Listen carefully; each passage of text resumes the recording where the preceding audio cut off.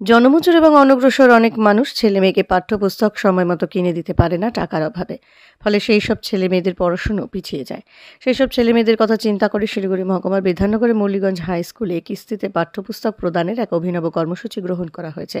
প্রধান শিক্ষক শামসুল আলম বলেন, আর্থিক দিক থেকে অনগ্রসর ছেলেমেয়েরা যাতে পিছিয়ে না পড়ে সেজন্যই তাদের এই বিশেষ প্রয়াস। মৌলিগঞ্জ হাই স্কুলের এই প্রয়াসে বেশ খুশি বহু শিক্ষানুরাগী।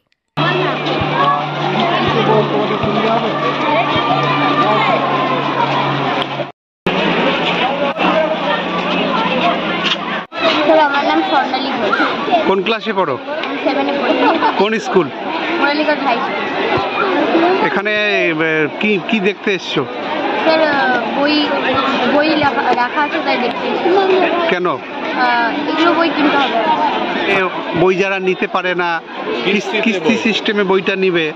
আজকাল বাড়িও অনেকে ফ্ল্যাট কিনে কিস্তিতে, গাড়ি কিনে কিস্তিতে, বইও ইএমআই মানে কিস্তিতে মাসে মাসে দিয়ে কিনতে পারবে। এইটা কি মনে হয় তোমার কাছে? স্যার ভালো। হ্যাঁ, কি এতে কারো সুবিধা হবে?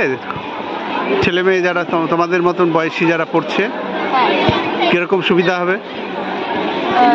স্যার এখানে যদি বইগুলো দেখা যায় তাহলে একটু সুবিধা হবে। যে কেনার মানে কিস্তিতে বই কেনার একটা খুব এটা একটা ইউনিক। আমরা একটা সময় দেখলাম যে 5-6 মাস পেরিয়ে যায় বাচ্চারা বই কেনে না।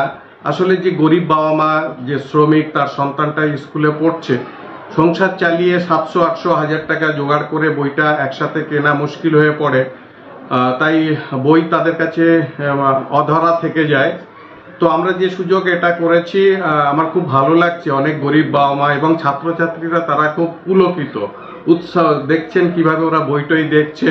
এবং একটা বইয়ে যদি 500 টাকা হয়, তারা 100 টাকা দিয়ে বইটা পেয়ে যাচ্ছে, বাকি 400 টাকা 3টে ইনস্টলমেন্টে দিতে পারছে এবং সারা বছর ধরে এই সুযোগটা থাকবে। আমরা চাই ডে 1 থেকে প্রত্যেকটা ছাত্রছাত্রীর হাতে বই থাকুক, যেটা বাবা মাও চায়। তো এই সুযোগে সবাই উপকৃত। আর প্রতিটা স্টুডেন্টকে ভর্তি নেওয়ার ক্ষেত্রেও আপনি মানে পুরো যাচাই করে নিচ্ছেন বিষয়টা। দেখুন, আপনি যেটা দেখবেন, এখানে কোনো বাচ্চা ভর্তি হলে সেই বাচ্চার সাথে এবং পেরেন্টসের সাথে আমি কথা বলি।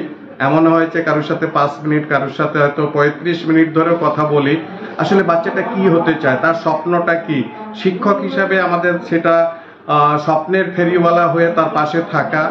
আমরা প্রথম দিনেই বুঝে যাই কি স্বপ্ন আছে, ওর এবিলিটি কি আছে, বাবা মার কি স্বপ্ন আছে।